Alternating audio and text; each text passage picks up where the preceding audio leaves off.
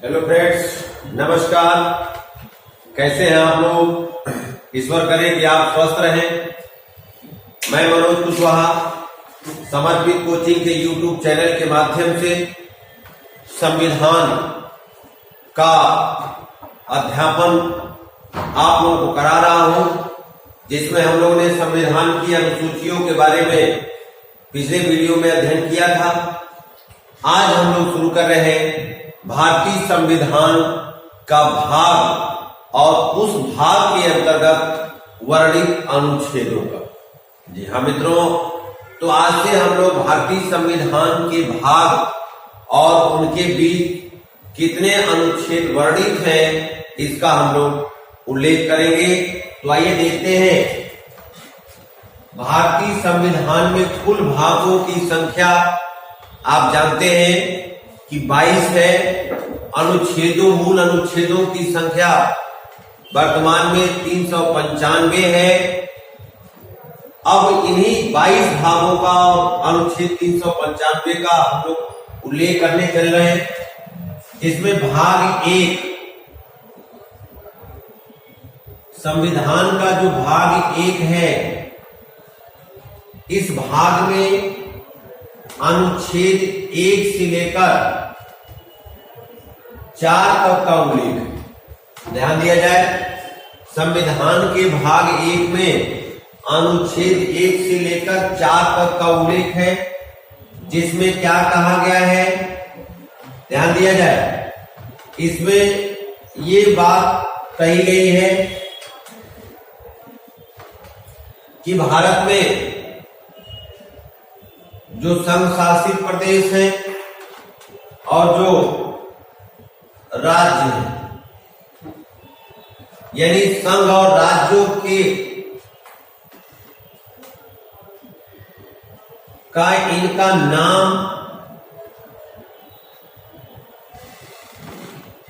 और सीमा क्षेत्र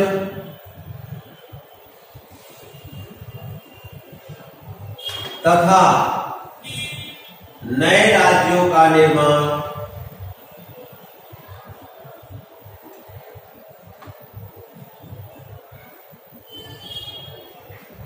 किस प्रकार किया जाएगा, इसका उल्लेख अनुसूची भाग 1 में मिलता है। ध्यान दिया जाए, यानी भाग 1 में क्या कहा गया है, अनुच्छेद 1 से लेकर 4 के बीच में, तो भाग 1 में संघ और राज्यों का नाम तथा इनका सीमा क्षेत्र और नए राज्यों का निर्माण किस प्रकार किया जाएगा, इसका उल्लेख अनुसूची भाग 1 में अनुच्छेद 1 से लेकर 4 के बीच में उल्लेख किया गया है। जी हाँ मित्रों, अनुच्छेद 1 कहता है कि भारत राज्यों का संघ है। ध्यान दिया जाए, अनुच्छेद 1 कहता है कि भारत राज्यों का संघ है। और इसमें सबसे महत्वपूर्ण जो अनुच्छेद आपको याद रखना है वो अनुच्छेद 3 है। 3 क्या कहता है, अनुच्छेद 3 संसद को अधिकार देता है। अनुच्छेद 3 जो है ये संसद को अधिकार देता है और कहता है कि अनुच्छेद 3 के तहत संसद यदि नए राज्यों का निर्माण करना चाहती है तो अनुच्छेद 3 के अधिकार के तहत वो नए राज्यों का निर्माण कर सकती है। ये उल्लेख किया गया है अनुच्छेद 3 में। ध्यान दिया जाए, नए राज्यों के निर्माण के लिए सबसे जो महत्वपूर्ण कमेटी गठित की गई या जो सबसे महत्वपूर्ण संविधान में संशोधन किया गया, वो संविधान में संशोधन था जिसका नाम दिया गया था राज्य पुनर्गठन अधिनियम। 1956 में 7वां संविधान संशोधन के तहत 1956 में छोटे छोटे राज्यों का निर्माण करने के लिए राज्य पुनर्गठन अधिनियम संसद ने पारित किया और इसी राज्य पुनर्गठन अधिनियम के माध्यम से छोटे छोटे राज्यों का निर्माण किया गया। तो शुरू में यानी प्रारंभ में जब संविधान लागू हुआ था यानी 1950 में, तो भारतीय संघ में यानी भारत में कुल राज्यों की संख्या 14 थी, लेकिन आज वर्तमान में राज्यों की संख्या बढ़कर कितनी हो गई है? 28 राज्य हो गए हैं और 8 केंद्र शासित प्रदेश हो गए। जी हाँ मित्रों, तो इन राज्यों का जो क्रम बढ़ा है, इन राज्यों का जो क्रम बढ़ा है, उस क्रम से प्रश्न कभी काल आ जाते हैं, लेकिन आपको केवल इतना याद रखना है कि राज्य पुनर्गठन अधिनियम संसद ने कब पारित किया था? 1956 में। और उसी राज्य पुनर्गठन अधिनियम के तहत छोटे छोटे राज्यों का निर्माण किया जा रहा है। वर्तमान में केंद्र में यानी भारत में कुल 28 राज्य हैं और 8 केंद्र शासित प्रदेश। बस इतना ही आपको याद रखना है। अनुच्छेद 3 में संसद को अधिकार है कि संसद जब चाहे तब राज्यों के पुनर्गठन से संबंधित कोई नियम, कोई अधिनियम पारित कर सकती है। इसलिए संसद ने क्या किया? 1956 में राज्य पुनर्गठन अधिनियम पारित किया। अब आइए भाग 2 देखते हैं। तो भाग 2 में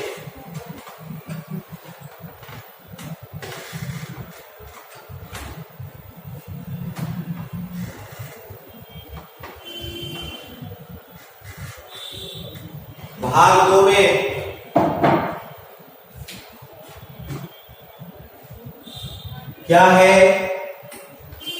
भाग 2 में नागरिकता है। नागरिकता है और इस नागरिकता का उल्लेख किस अनुच्छेद से किस अनुच्छेद के बीच किया गया है? तो इस नागरिकता का उल्लेख अनुच्छेद 5 से लेकर 11 तक किया गया। अनुच्छेद 5 से लेकर 11 तक किया गया। इन अनुच्छेदों में भारत की नागरिकता के बारे में विवरण दिया गया है। अनुच्छेद 5 से 8 के बीच ये कहा गया है कि कौन भारत का नागरिक होगा, यानी जब देश स्वतंत्र हुआ तो भारत में जो लोग थे, जो भारत में रह रहे थे, अनुच्छेद 5 के तहत वो भारत के नागरिक हो गए।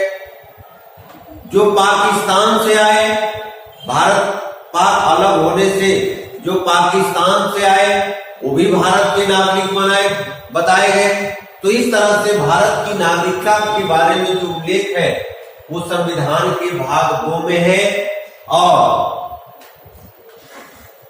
संसद को अधिकार है अनुच्छेद 11 में, सबसे महत्वपूर्ण जो अनुच्छेद है ये 11 है। संसद को अधिकार है अनुच्छेद 11 के तहत कि संसद जब चाहे तब नागरिकता से संबंधित अधिनियम, कानून पारित कर सकती है, बना सकती है। तो संसद को अधिकार दिया गया है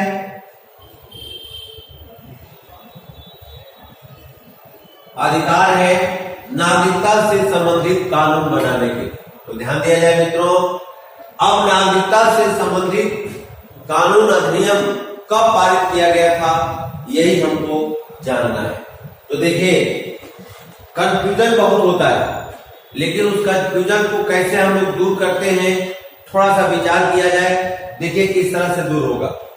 अब यदि बात करें कि नागरिकता से संबंधित अधिनियम संसद ने कब पारित किया, तो ध्यान दिया जाए, कुछ नहीं करना है। ये देखिए 5 लिखा है, ये 11 लिखा है, ये लिखा है भाग 2, लेकिन जो होता है वो दिखता नहीं और जो दिखता है होता नहीं। तो भाग 2 लिखा है और हम कहीं कर दो गुणा, इसमें 5 से 11 के बीच। तो यदि 5 से 11 के बीच आप गुणा कर देंगे तो क्या मिलेगा आपको? आपने कहा सर 55 मिलेगा, 55 तो मिल गया और आगे 19 लिख दीजिए। तो ये क्या हो गया? 1955। ध्यान दीजिएगा, अभी हम लोग राज्य पुनर्गठन अधिनियम 1956 पढ़े थे और ये क्या है? ये नागरिकता संबंधी अधिनियम 1955। अर्थात भारत की संसद ने 1955 में नागरिकता से संबंधित एक अधिनियम पारित किया, एक कानून बनाया जिसके तहत यह तय किया गया कि कोई व्यक्ति भारत की नागरिकता कितने प्रकार से ग्रहण कर सकता है और कोई व्यक्ति भारत की नागरिकता कितने प्रकार से त्याग कर सकता है। जी हाँ मित्रों, भाग 2 में नागरिकता का उल्लेख है और नागरिकता का उल्लेख अनुच्छेद 5 से लेकर 11 के बीच में किया गया है और अनुच्छेद 11 में संसद को अधिकार दिया गया है कि संसद जब चाहे तब नागरिकता से संबंधित कानून बनाए। संसद ने 5 से 11 में गुणा कर देंगे, 55 आएगा। एक कानून बनाया जिसका नाम दिया गया नागरिकता अधिनियम 1955। अब ध्यान दिया जाए, इस नागरिकता अधिनियम 1955 के तहत कोई व्यक्ति भारत की नागरिकता कितने प्रकार से ग्रहण कर सकता है और कितने प्रकार से भारत की नागरिकता त्याग कर सकता है, यही हमें पढ़ना है। तो आइए देखते हैं कि भारत की नागरिकता ग्रहण करने के कितने प्रकार बताए हैं। तो यदि देखा जाए, मैं एक चित्र बनाता हूं, इसी चित्र को आप देखिए, इससे पूरी नागरिकता आपको एकदम क्लियर समझ में आए। देखिए, अब जो लोग नहीं भी पढ़ रहे होंगे या नहीं भी पढ़े होंगे, इस वीडियो को शेयर कर दीजिएगा अपने मित्रों के बीच। सब लोगों को घर बैठे बैठे सारी चीजें एकदम आसानी से मिल जाएंगी। यदि वो इलाहाबाद नहीं आ पाते हैं, समर्पित कोचिंग में ऑनलाइन नहीं पढ़ पाते हैं, तो आप वीडियो वहां तक शेयर कर दीजिएगा, जिसका कोई शुल्क नहीं है। आप YouTube पर बस केवल एक बार इस चैनल को सब्सक्राइब कर लीजिए, लाइक कर लीजिएगा, बेल आइकन भी प्रेस कर लीजिएगा, ताकि आपको हमेशा नोटिफिकेशन जो भी वीडियो हम डाले वो आपको तुरंत उपलब्ध हो जाए। तो ध्यान दीजिएगा, ये भारत की नागरिकता संबंधित एक मैंने चित्र बनाया है। यदि कोई व्यक्ति इस चित्र को देखे तो बता सकता है कि भारत की नागरिकता कितने प्रकार से ग्रहण की जाएगी। यदि एक को 1, 2, 3, 4 और 5 कोई व्यक्ति बता सकता है, अर्थात भारत की नागरिकता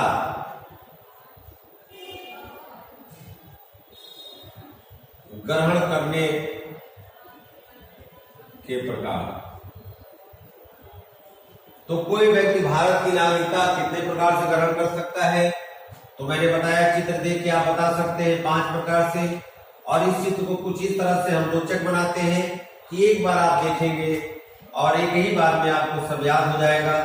ये मेरा दावा है, एक बार समर्पित कोचिंग के YouTube चैनल को लाइक कर दीजिए, आपके जीवन में बहाल हो जाए। तो ध्यान दिया जाए, भारत की नागरिकता ग्रहण करने के प्रकार तो कितने प्रकार से? 5 प्रकार से। पहला है जन्म के द्वारा। ध्यान दिया जाए, भारत में जो लोग अध्ययन कर रहे हैं, भारत में जो लोग हैं, जो लोग यूपीएसआई की तैयारी कर रहे हैं, लेखपाल की तैयारी कर रहे हैं, एसएससी की तैयारी कर रहे हैं या आईएएस पीसीएस की तैयारी कर रहे हैं, कोचिंगें बहुत सी हैं, यूट्यूब पर पढ़ाने वाले बहुत से हैं, लेकिन ध्यान दीजिएगा, जो चीजें हम लोग आसानी तरीके से समझ लेते हैं, बहुत बिरले ही कहीं आपको मिलेंगी। जी हाँ मित्रों, तो जन्म के द्वारा भारत की नागरिकता किस प्रकार कोई ग्रहण करेगा और आप भारत के नागरिक कैसे हैं, ये आज आपको पता चलेगा। दूसरा है वंश परंपरा के द्वारा। दूसरा है वंश परंपरा के द्वारा। तीसरा है पंजीकरण के द्वारा।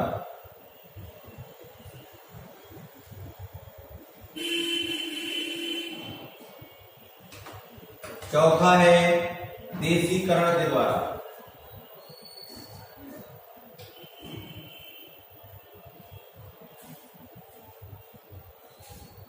पांचवा है भूभाग अर्जन के द्वारा।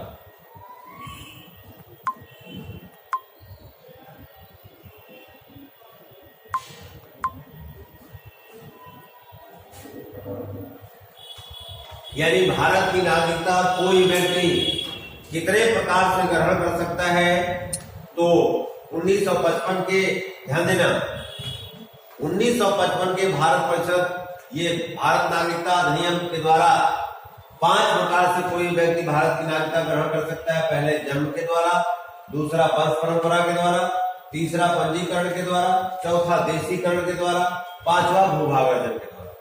अब कोई व्यक्ति भारत की नागरिकता कितने प्रकार से त्याग कर सकता है, तो यदि नागरिकता त्याग की बात करें तो इस चित्र को देखिए। इस चित्र को देखकर कोई व्यक्ति बता सकता है कि 3 प्रकार से भारत की नागरिकता को त्याग कर सकते हैं। तो नागरिकता त्याग करने के प्रकार, यानी भारत की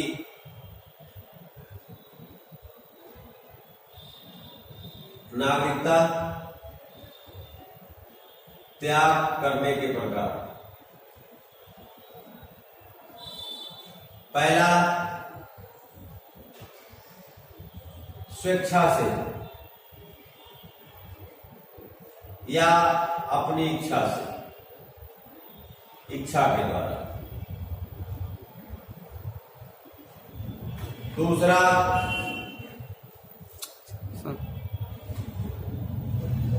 ध्यान दीजिए, पहला स्वेच्छा से, दूसरा इसको थोड़ा सा इधर बनाते हैं,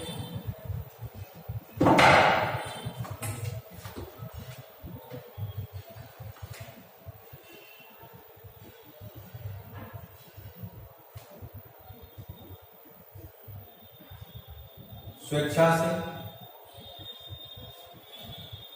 या इच्छा से।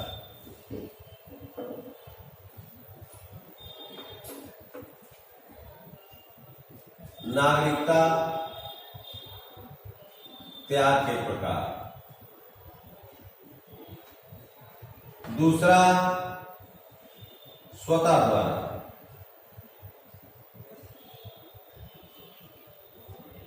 तीसरा भारत सरकार द्वारा।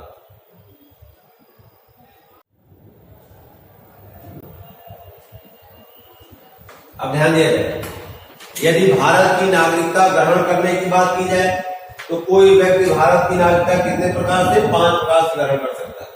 और भारत की नागरिकता त्याग करने की बात की जाए तो कोई व्यक्ति ये 3 प्रकार से भारत की नागरिकता को त्याग कर सकता है। मित्रों, आज की वीडियो बस इतना ही। कल हम इसको पूरा डिटेल करेंगे, बताएंगे कि आप कैसे जन्म के द्वारा भारत के नागरिक बनेंगे, कैसे वंश परंपरा के द्वारा बनेंगे, देशीकरण के द्वारा बनेंगे। हमारे पढ़ाए हुए बच्चे